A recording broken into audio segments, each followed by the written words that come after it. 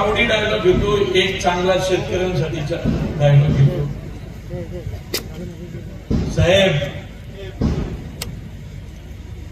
तुम्ही जर आम्हाला घोडे लावले ना तर आम्ही तुम्हाला बैल लावू. बैल शेतकऱ्याची अवलाद आहे आणि बैल कधी एकटा येत नाही, जोडीने येतो, ते बी नांगरा सकट. माझा डायलॉग, जे शेती करणारा समाज हा खूप मोठा आहे महाराष्ट्रात. शिवाजी महाराजांच्या काळातली शेती पद्धत दाखवली होती मी सरसेनापती हंबीरराव मध्ये.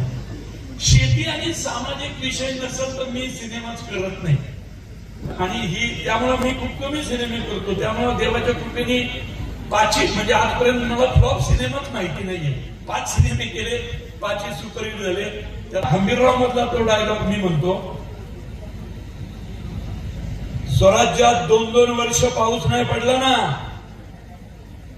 स्वराज्यात 2-2 वर्ष पाऊस नाही पडला तरी थंडीच्या दवावर ज्वारी बाजरी काढणारी जाते आपली.